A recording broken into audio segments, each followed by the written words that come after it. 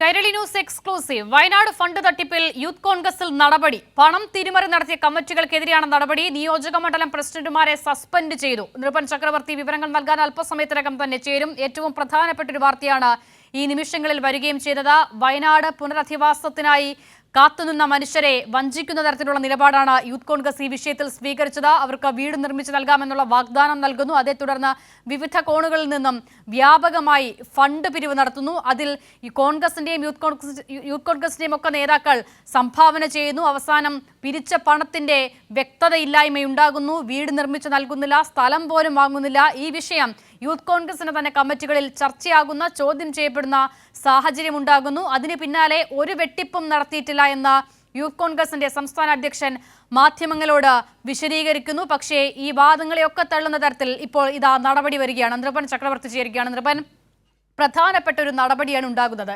അതിനോടൊപ്പം തന്നെ ചേർത്ത് പറയേണ്ടത്, ഒരു തരത്തിലുള്ള വീഴ്ചയും തിരിമറിയും ഉണ്ടായിട്ടില്ല എന്ന് പറഞ്ഞത് രാഹുൽ മാങ്കൂട്ടത്തിലാണ്. അപ്പോൾ രാഹുൽ മാങ്കൂട്ടത്തിലിന്റെ വാദങ്ങൾ കൂടി പൊളിയുകയാണ് ഈ നടപടിയിലൂടെ. അസിത, വലിയ തരത്തിൽ ആരോപണം ഉണ്ടായ വയനാട് ഭൂമി വാങ്ങി വീട് വെച്ച് നിർമ്മിച്ചു നൽകും എന്ന വാഗ്ദാനം നൽകിയ 30 വീടുകളാണ് യൂത്ത് കോൺഗ്രസ് സംസ്ഥാന നേതൃത്വം വാഗ്ദാനം ചെയ്തത്. അത് നടപ്പിലാക്കാൻ യൂത്ത് കോൺഗ്രസിന്റെ സംസ്ഥാന നേതൃത്വത്തിന് കഴിഞ്ഞിരുന്നില്ല. അതിൽ പിരിച്ചെടുത്ത തുകയിൽ വ്യാപകമായി തിരിമറി നടത്തി എന്ന ആരോപണം നിലനിൽക്കുന്ന ഘട്ടത്തിൽ അത് ആരോപണം പൂർണ്ണമായി തള്ളിക്കളയുകയായിരുന്നു യൂത്ത് കോൺഗ്രസിന്റെ സംസ്ഥാന അധ്യക്ഷൻ രാഹുൽ മാങ്കൂട്ടത്തിൽ. ഇപ്പോൾ സംഘടനാ പ്രവർത്തനത്തിൽ വീഴ്ച വരുത്തിയ താഴെ പറയുന്ന നിയോജക മണ്ഡലം കമ്മിറ്റിയുടെ പ്രസിഡന്റുമാരെ സസ്പെൻഡ് ചെയ്തതായി അറിയിക്കുന്നു എന്ന യൂത്ത് കോൺഗ്രസിന്റെ സംസ്ഥാന നേതൃത്വത്തിന്റെ സർക്കുലറാണ് കൈരളി ന്യൂസ് പുറത്തുവിടുന്നത്.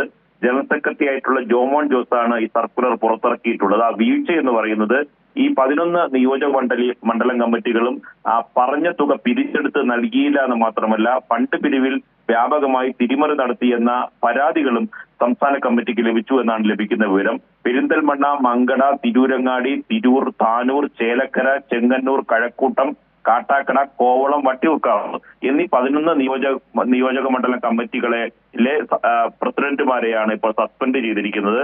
മറ്റൊരു കാര്യം കൂടി കൂട്ടിച്ചേർക്കാനുള്ളത്, ഈ സംസ്ഥാന ക്യാമ്പിൽ യൂത്ത് കോൺഗ്രസിന്റെ സംസ്ഥാന ക്യാമ്പിൽ പരാതി ഉന്നയിച്ച, കണക്കുകൾ ചോദിച്ച കമ്മിറ്റിയുടെ നിയോജക മണ്ഡലം പ്രസിഡന്റുമാരെയാണ് സസ്പെൻഡ് ചെയ്തത് എന്ന തരത്തിലുള്ള മറുഭാഗത്തിന്റെ ആരോപണവും വന്നിട്ടുണ്ട്.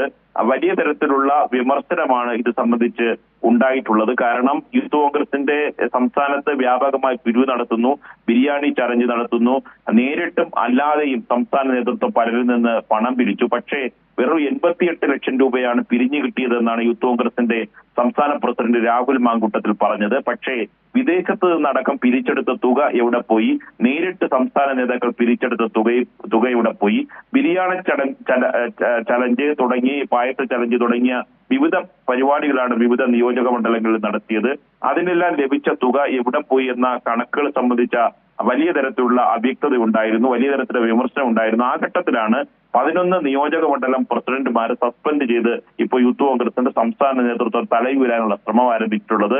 പക്ഷേ മറുവിഭാഗം പറയുന്നത്, സംസ്ഥാന ക്യാമ്പിൽ ഈ കണക്കിനെ സംബന്ധിച്ച അവ്യക്തത ചോദ്യം ചെയ്ത കമ്മിറ്റികൾക്കെതിരെ ആണ് നടപടിയെടുത്തിട്ടുള്ളതെന്നാണ് ഇപ്പോൾ പുറത്തുവരുന്നത്. ഒരു കാര്യം ഇപ്പോൾ സമ്മതിക്കേണ്ടി വരും, യൂത്ത് കോൺഗ്രസിന്റെ പണപ്പിരിവുമായി ബന്ധപ്പെട്ട് വ്യാപകമായി തിരിമറി നടന്നിട്ടുണ്ടെന്ന് യൂത്ത് കോൺഗ്രസിന്റെ സംസ്ഥാന നേതൃത്വം തന്നെ അംഗീകരിക്കുന്നതാണ് ഈ സർക്കുലർ. ഈ സസ്പെൻഡ് ചെയ്ത ഉത്തരവിൽ നിന്ന് തന്നെ നമുക്കത് മനസ്സിലാകും. അസിത.